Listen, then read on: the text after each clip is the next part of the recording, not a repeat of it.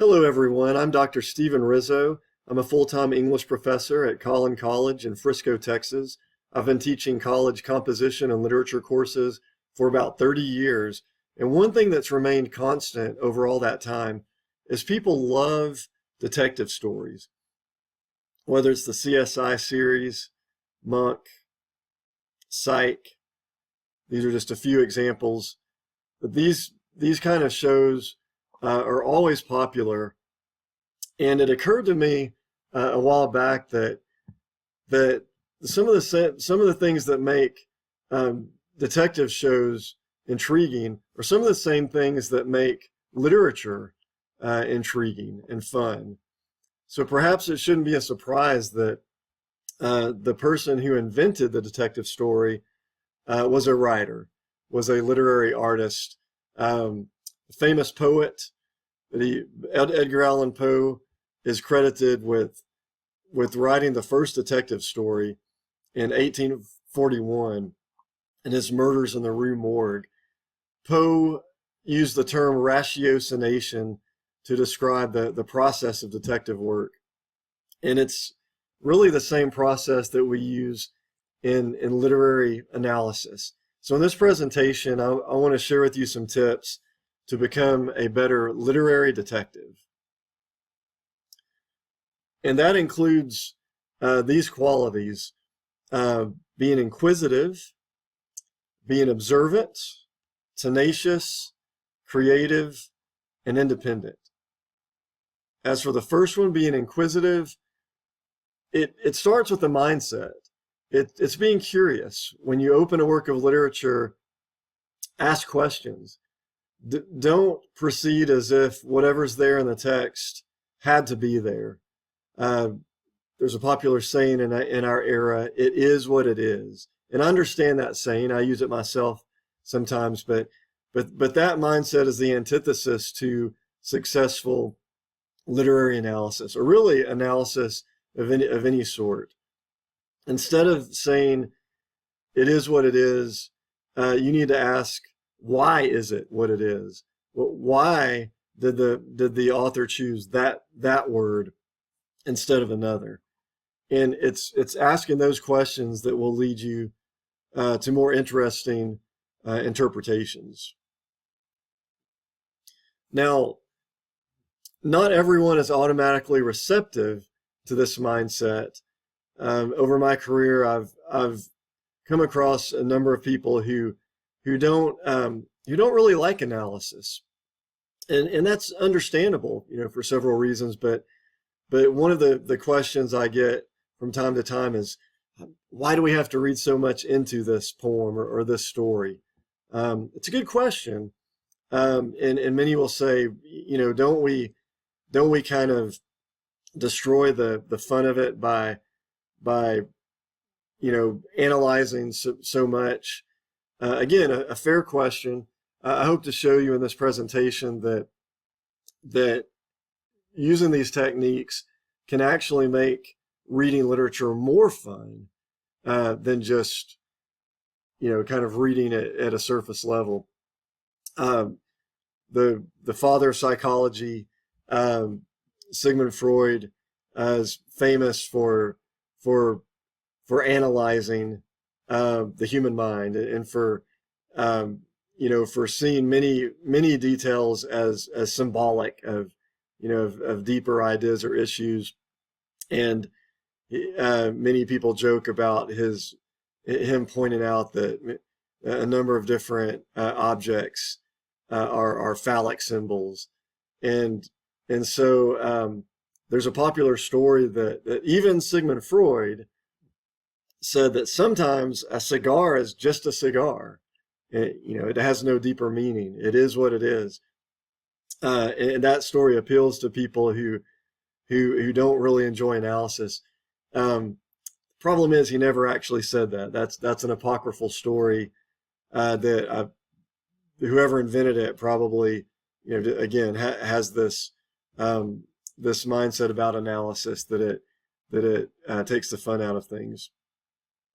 Again, Freud didn't actually say that. And paying attention to detail is is imperative for literary detective work. Francis Atterbury says it's attention to detail that makes the difference between average and stunning. And I can tell you, as an instructor, the difference between an A paper and papers that have lower grades is often this very thing. The A level papers, the students pay closer attention to detail. Analysis is the main skill you're going to be asked to use in your college classes, not just your English classes, your history classes, your social science classes, even your math and science classes. You're going to be asked to analyze. And notice in the official definition of analysis, it starts with the word detail, a detailed examination. For the purpose of interpretation, you're examining something closely in detail in order to get a deeper understanding of that thing, whether it be a frog you're dissecting in a biology class or a poem you're dissecting in a literature class. And the verb analyze, again, has the same idea, to examine closely, again, for the purpose of interpretation. So close analysis in literature involves close active reading. You notice in this picture the person is using a magnifying glass. You don't necessarily have to do that, literally, but the idea is to look at the text closely, rather than skimming over the surface of the text. Slow down and pay attention to the details, and you will find many more clues than you would if you're just speeding through a text and not asking questions. In fact, think of reading as a dialogue.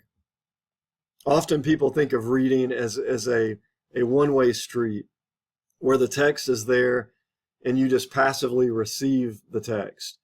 But when you have a face-to-face discussion with someone, you don't just listen and that's it. You respond, right? You ask questions, you offer your own opinions. Think of or approach your reading that way as well. And when you pick up a short story, for instance, obviously the author is not there in person for you to ask questions of or offer your own ideas, but that doesn't mean you can't question the text, make notes, make observations. In fact, those are the very things you need to do to not only to write an effective literary analysis, but in anything you read, in or out of classes, you're going to get more out of your reading if you approach it this way.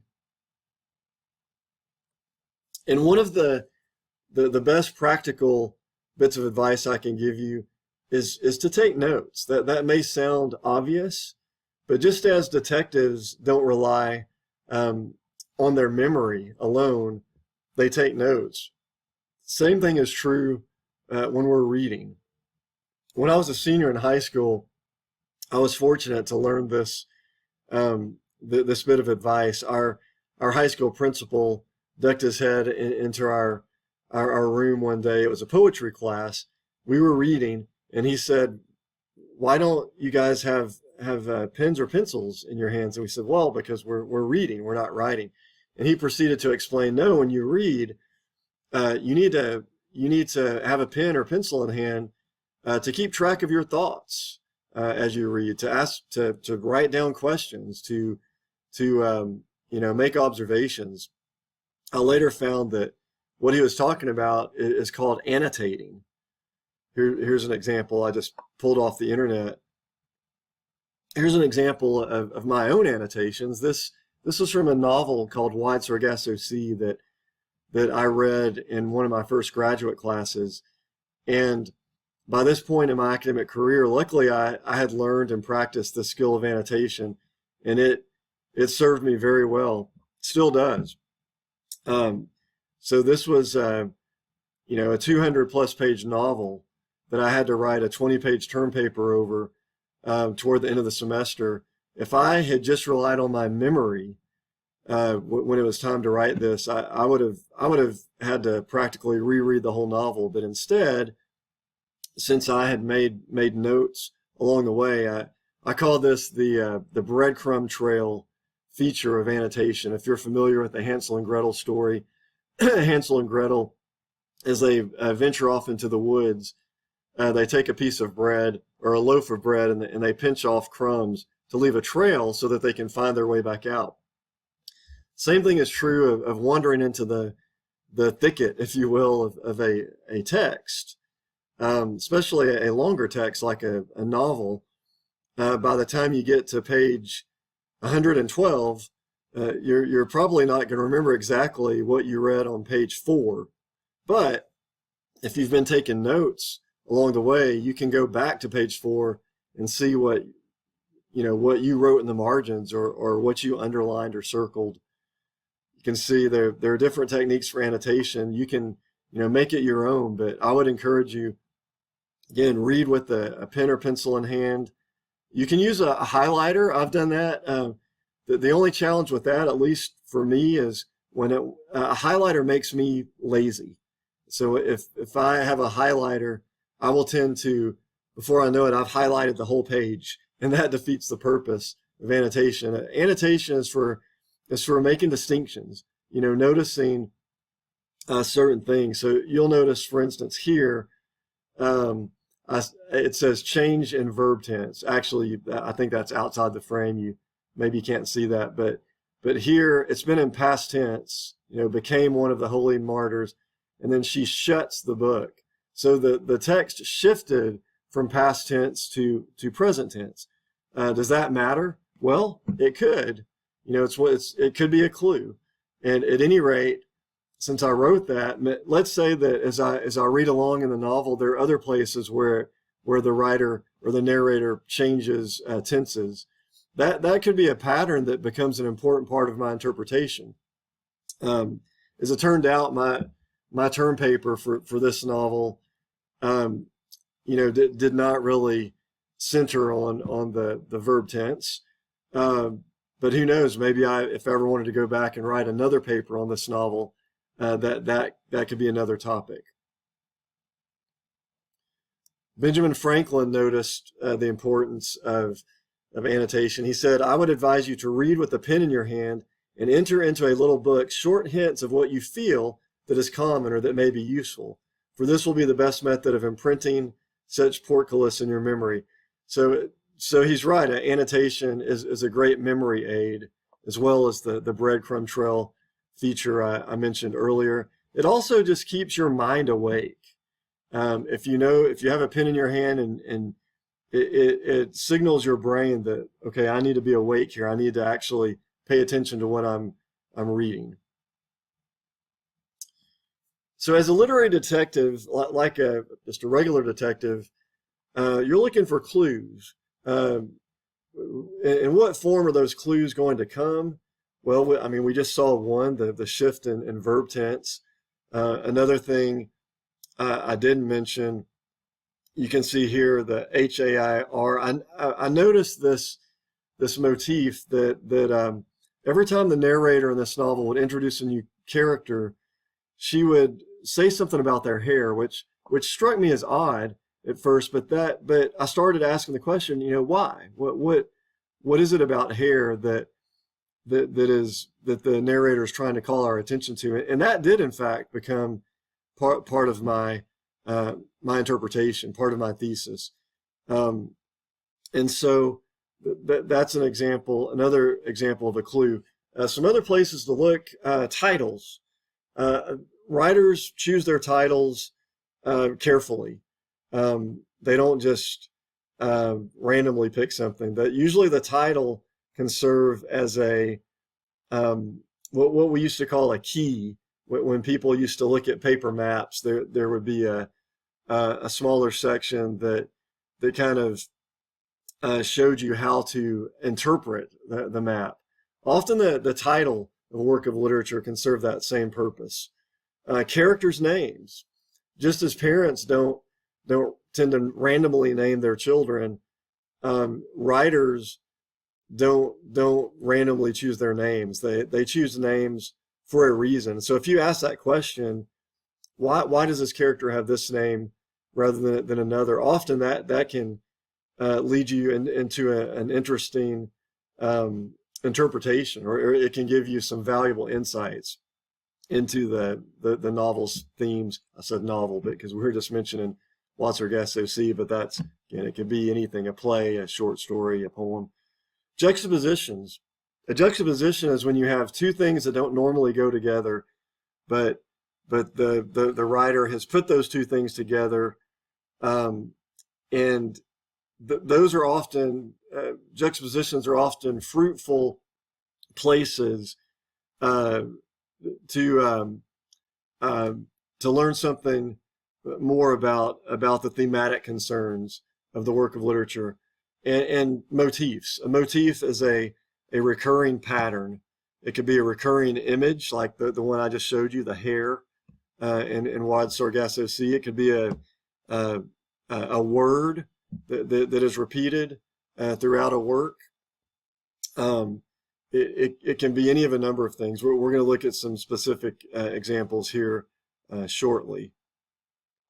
In fact, so for titles, the short story Araby by James Joyce is one I often teach, and that title Araby, once you read the story, you realize that the title refers to the place where the protagonist goes towards the end of the story. It's actually a bazaar in Dublin, where the main character goes hoping to buy a trinket or a treasure to impress this girl he has a crush on.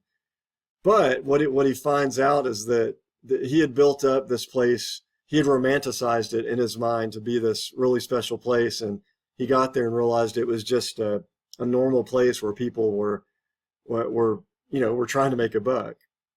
And so if we ask the question, what does Araby mean?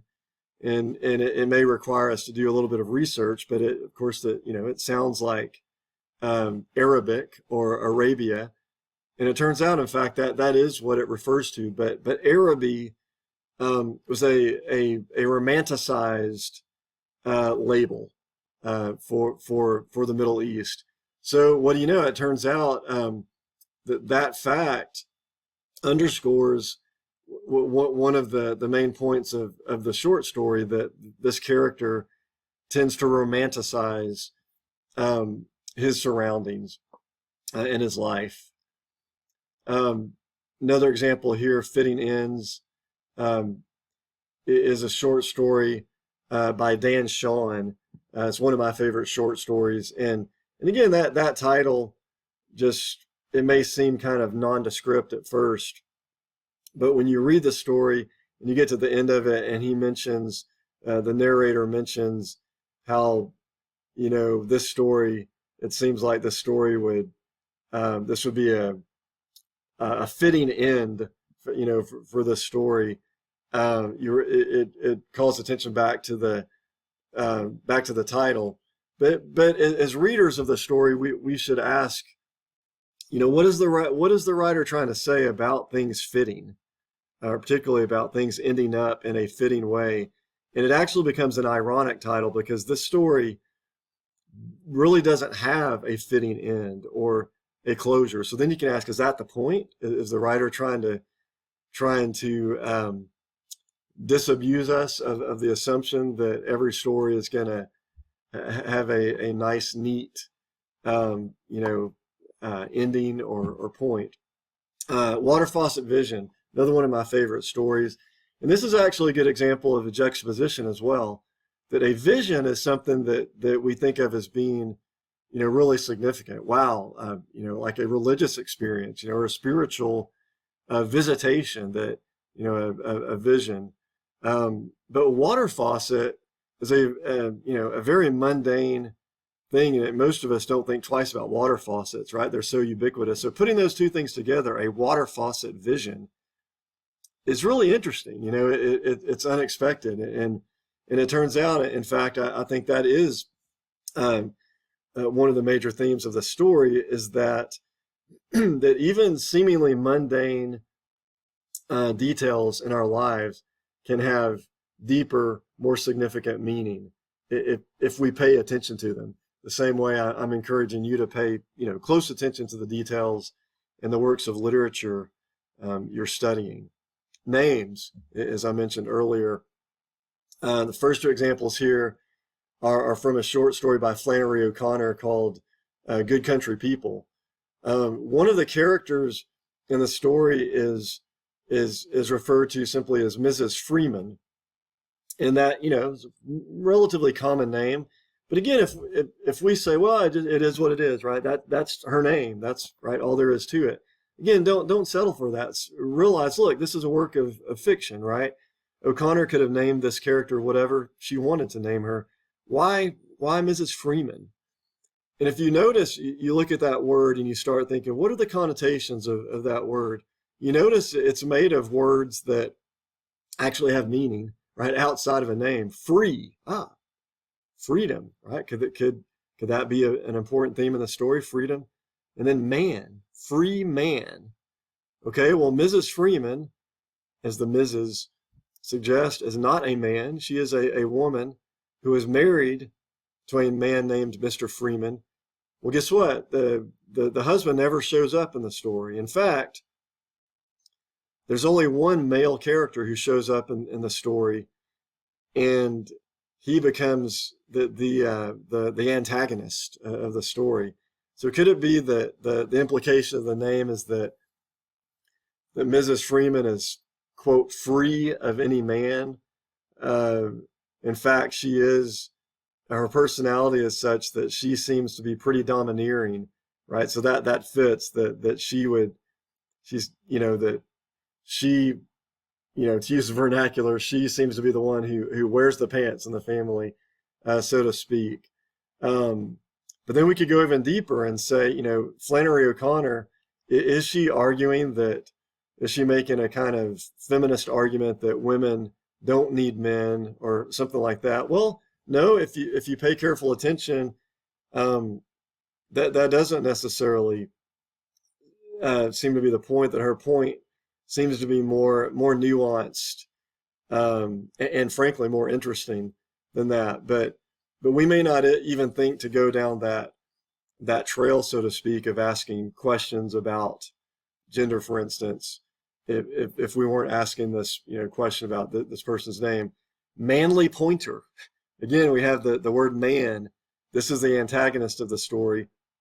I laugh because I read a bit of literary criticism on the story once, and the critic said that this name, Manly Pointer, is the most phallic name in all of literature.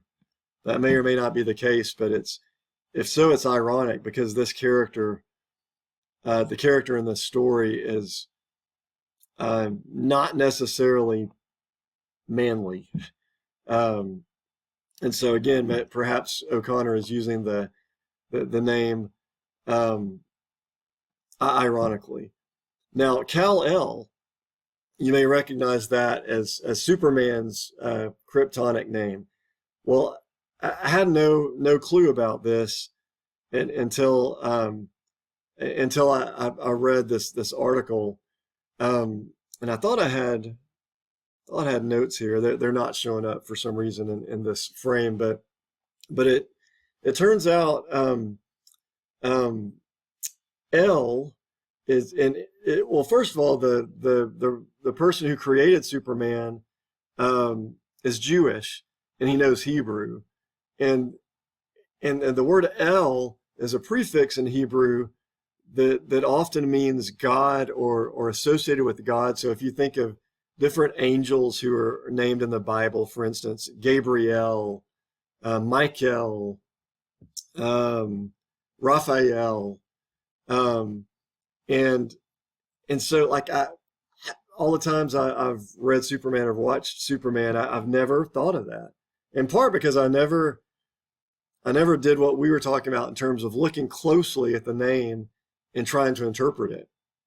And so, and it turns out Cal is in Hebrew, if I remember correctly, it means it has to do with one interpretation. It has to do with light and being swift. So how perfectly does that fit Superman being, faster than the speed of light? So again, they're all kind of neat insights you can gain if you think of the details in a work of literature as clues that can point to a deeper understanding. All right, we mentioned juxtaposition. Here's an official definition. A juxtaposition is the act or instance of placing two or more things side by side, often to compare or contrast, or to create an interesting effect. So some examples here for you. In the short story Fitting Ends that I mentioned earlier, Dan Shawn sets the story in a fictional town called Pyramid, Nebraska. Well, if you look at that closely, that seems, those things don't seem to fit, right? We think of pyramid, of course, it brings to mind the Great Pyramids in Egypt, right? And in Nebraska, we don't think of it, at least as Americans, many people think of Nebraska as just being this kind of nondescript place. It's, really flat.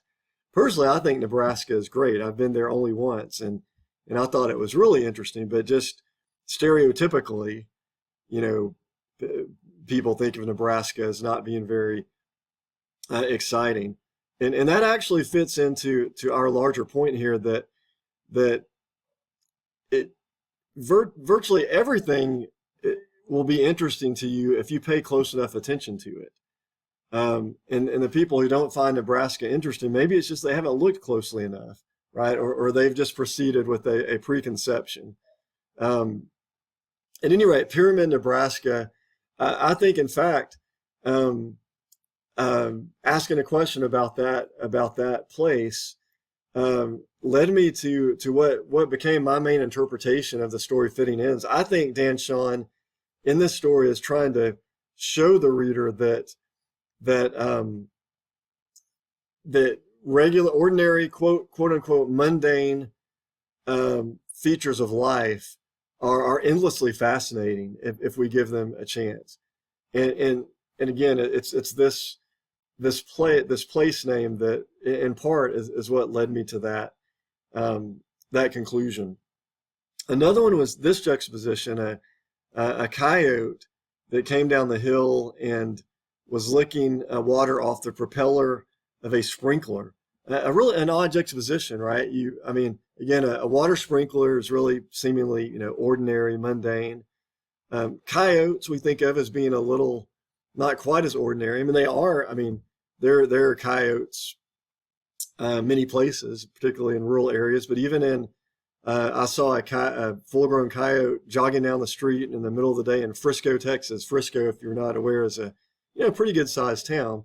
So this juxtaposition of you don't expect a coyote to be drinking off of a water sprinkler. Again, I think Shawn is using these juxtapositions to show us that all kind of things can be interesting. It just depends on our perception, right? And context. Which I think was another theme in the story, that seeing a coyote in the woods would not necessarily be surprising. Seeing that same coyote licking off of a symbol of domesticity like a water sprinkler, it's the context that makes it surprising. And finally, I have an example from the short story Water Faucet Vision I mentioned earlier. And there's a line that says, "I would have cleaned out his mind and given him a shave and root." This juxtaposes the mental or spiritual with mind with the physical or bodily and the shave. And in fact, that I think is one of the main themes of that story, Water Faucet Vision, is Gish Jin, the writer, I think is suggesting that spirituality that works. In other words, the spirituality that helps you endure life, the spirituality that is engaged with the real world, that is engaged with things like shaving. I mean, it seems like an odd thing. How is shaving?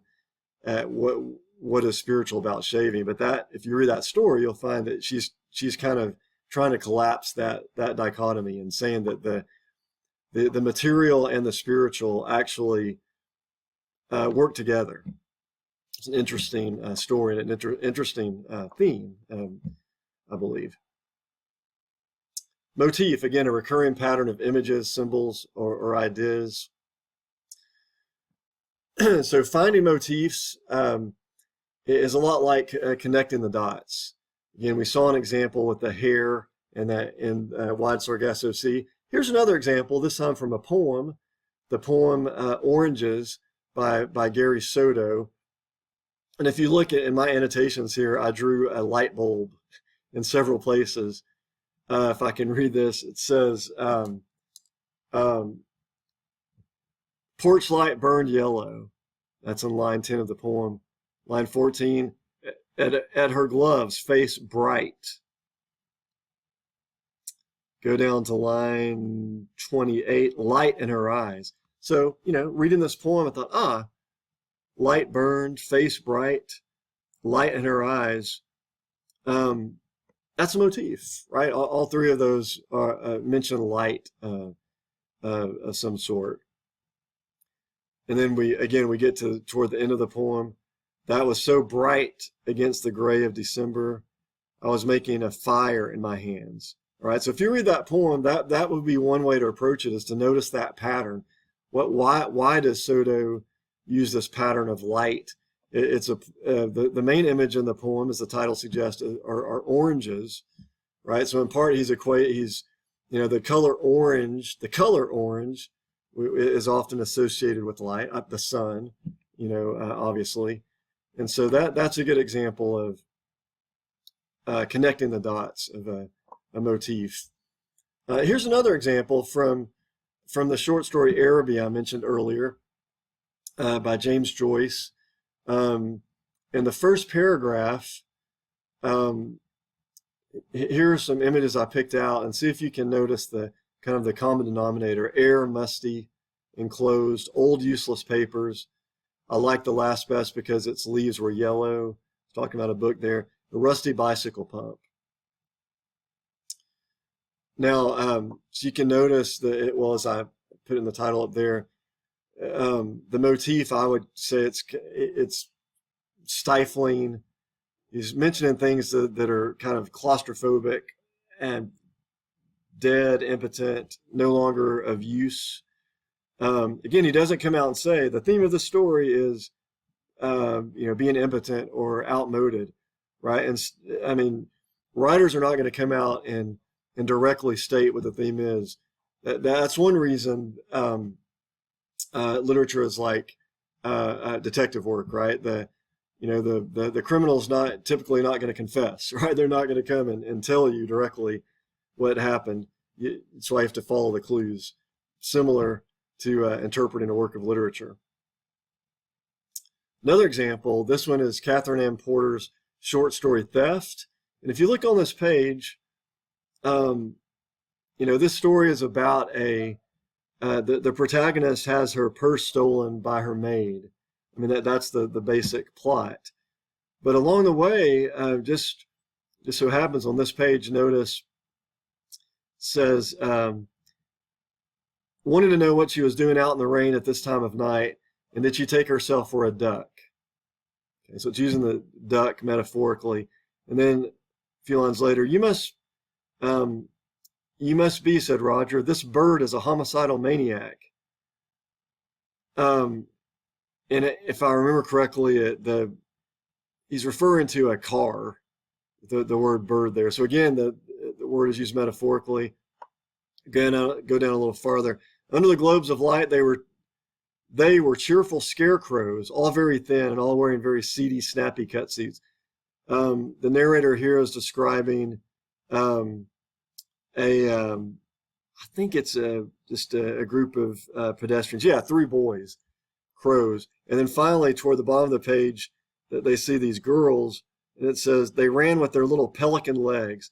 So, and so here are four on one page, four references to birds: duck, bird, crow, pelican, and that's a motif, right? Look, I've literally connected those dots, if you will. And then the next step is to ask, well, why? What is Porter trying to say?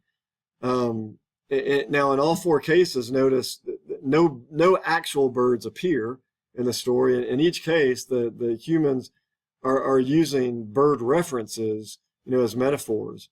What does that suggest? I haven't completely worked that one out, but just for an example, you could think, well, what do birds represent just in general? Well, birds are intriguing to us in large measure because they can fly, right? And we associate flying with freedom. Could freedom be one of the themes here? One of the key passages talks about the main character sort of imprisons herself, metaphorically speaking, by the way she relates to her belongings. So maybe there's a connection there.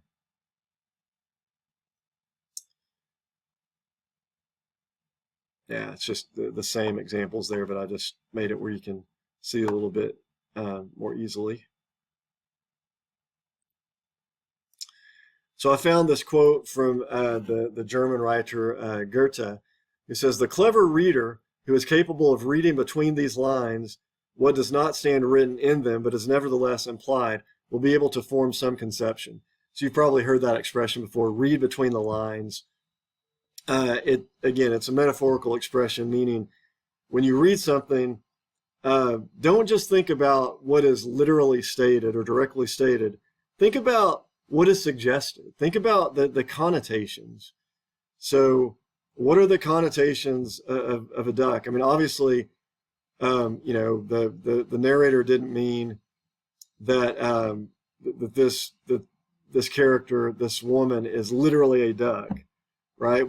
Now it turns out it's raining, right? So that's a connection. He means, why is she out in the rain? Does she take herself to be a duck? But also, we could think, well, what about, pelican legs? Obviously, it's just using that as a description to show that these girls, had thin legs.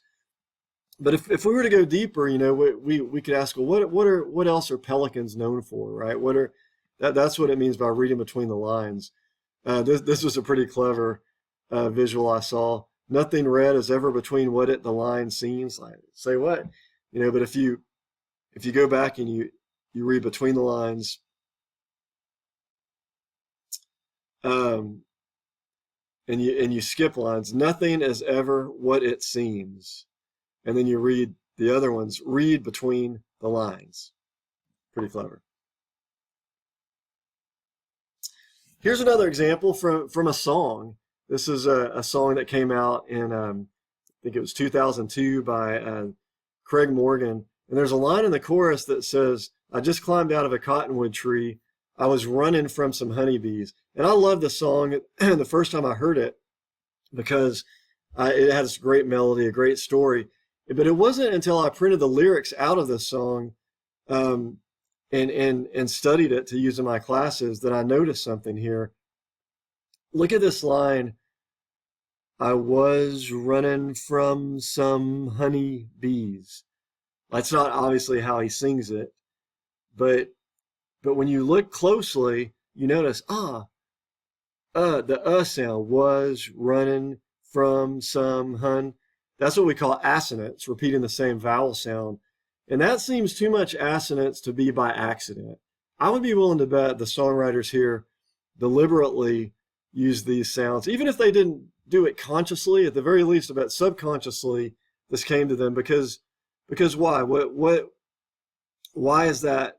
Why do those sounds fit this line so well? Well, think about bees. What sounds do bees make? Buzz. It's a dull droning sound. Was running from. You see the connection? Whether they meant it consciously or not, this line, the very form of this line, replicates or enacts the very thing the writers are trying to describe here.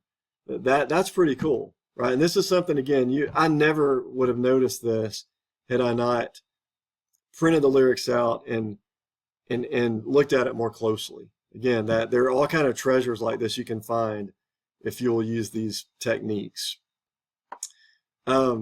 This is a poem. Just very quickly, I'll tell you this. When you read this poem, he's talking about pitching. His art is eccentricity, his aim, how not to hit the mark he seems to aim at. Well, I read this poem a number of years ago, and it occurred to me that I just suspected that the poet was talking about, yes, he is talking about pitching, but I suspected he's talking about something else. And I thought, what is he talking about? Well, when he says, the other's throw to be comprehended, not to yet still to communicate, making the batter understand too late. I thought those are odd verbs to use for throwing a baseball. You know, comprehending, communicating, misunderstood.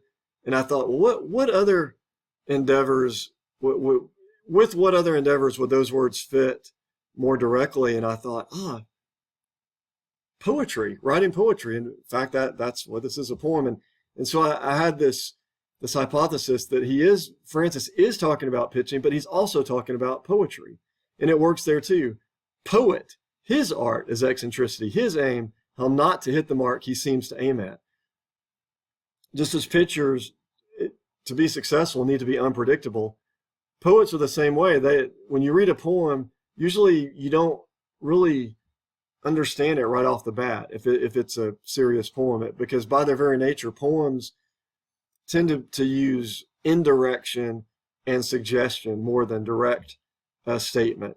And so it is for really all kinds of literature. Poetry is just a more, even more like that. But again, keep that in mind. Ask questions. Think, what else could this piece of literature be saying beyond what is obvious? Now, here's another common objection to analysis.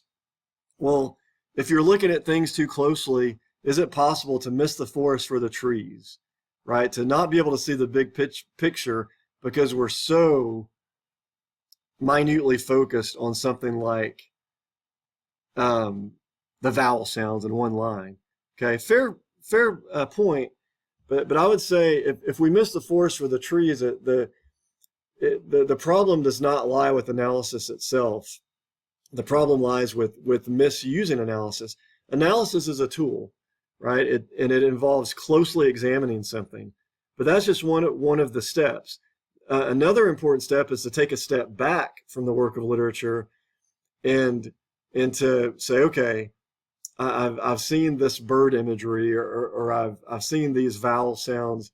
Now, how do those things fit with the larger picture, with the larger themes of the story? Remember when we were mentioning the bird imagery earlier, we said, okay, a larger theme in the story is freedom. Okay, birds represent freedom, right? So you won't miss the forest for the trees as long as you understand that analysis is a tool, and that there are other tools we use as well. That literary interpretation involves examining closely and taking a step back to see how these different pieces work together. So as Georges St. Pierre says, when you pay attention to detail, the big picture will take care of itself, especially if you simply remember, again, to take a step back and think of how all these things work together. William Wordsworth, another famous poet, said, "We murder to dissect, Now, I've found poets are notorious for being nervous about people analyzing their poems. I suspect they're afraid of people misinterpreting. Um, I actually love when people interpret things I've written. I'm a songwriter, so if sometimes people will comment on a song I wrote, and they'll have an insight that I never necessarily consciously thought of, and it's and that's even cooler, But Wordsworth fears, and again, I've talked to many people who have this fear. If we analyze something, if we look too closely at all these clues, do we effectively kill the work of art? Do we murder it? Do we take the joy out of it? Um, I, Theoretically, maybe that's possible, but in my experience, it's the exact opposite. That when I examine things closely, actually enjoy the work of art more. The work of art becomes even richer to me. Um, and so I would encourage you, um, keep your pen in your hand, annotate, ask questions, be inquisitive, pay attention to detail. Um, don't be afraid to go out on a limb. And sometimes students might think, come on, aren't you reading too much into that? Did the writer really put all those vowel sounds together on purpose? Yeah, I'd be willing to bet they did. Or again, even if they didn't, uh, that doesn't negate the fact that there is a pattern there that has an effect. That line does in fact sound like the droning of bees. And so rather than analysis murdering a work of art, I'm more inclined to agree with this statement. I found that, or actually, I think I made up this statement actually, that analysis unlocks the fuller meaning of the work in a way that you're not going to arrive at simply from skimming the surface. All right, I hope you've gained something from this presentation. Have a great day.